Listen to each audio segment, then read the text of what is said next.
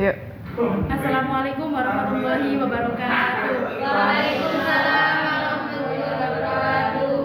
Saya akan menceritakan sejarah kematian Munir pada tahun 2004 hingga 2022. Munir Said Tholib adalah salah satu aktivis hak asasi manusia yang meninggal di pesawat Amsterdam, Belanda karena di tubuhnya terdapat racun jenis arsenik yang terdapat di kandungan darah dan jantungnya yang melebihi kadar normal.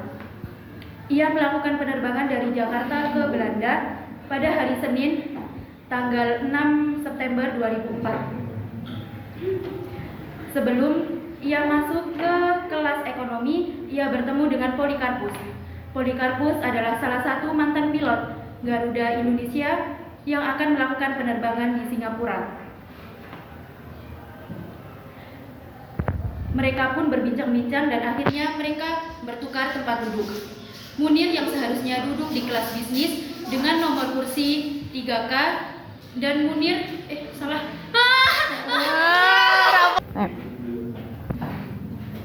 Perbincangan mereka pun berhenti saat mereka bertukar tempat duduk.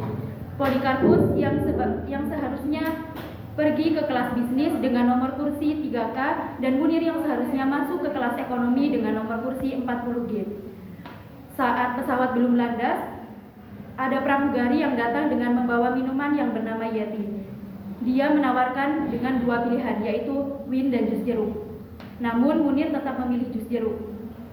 Yeti juga menawarkan beberapa makanan panas yang dihidangkan di atas nampan dan Munir memilih mie goreng.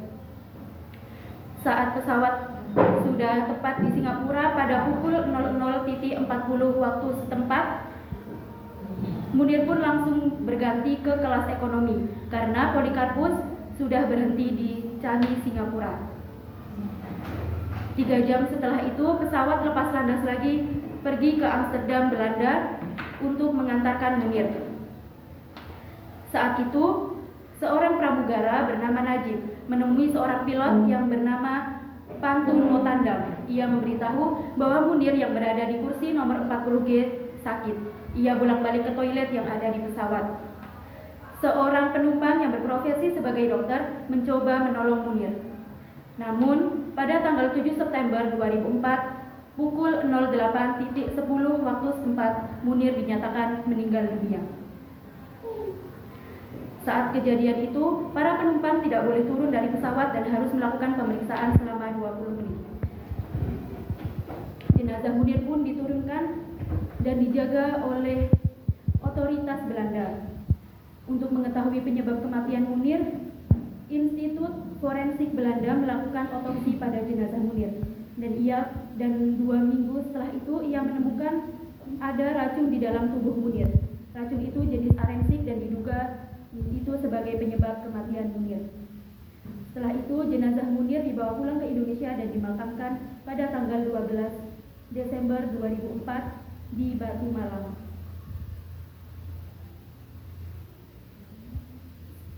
Setelah 1 tahun, Polikarpus dinyatakan sebagai tersangka atas pembunuhan Munir.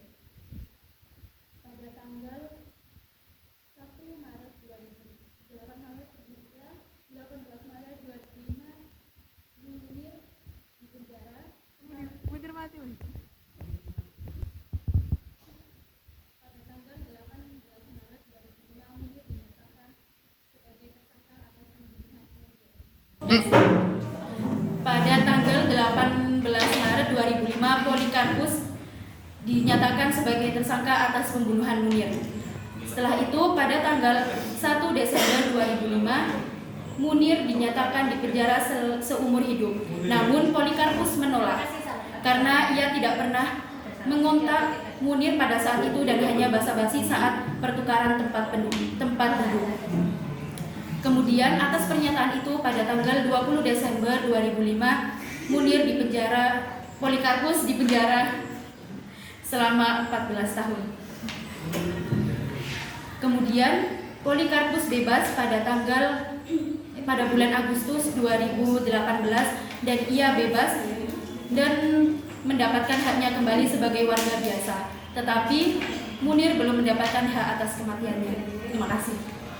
Assalamualaikum warahmatullahi wabarakatuh. Waalaikumsalam.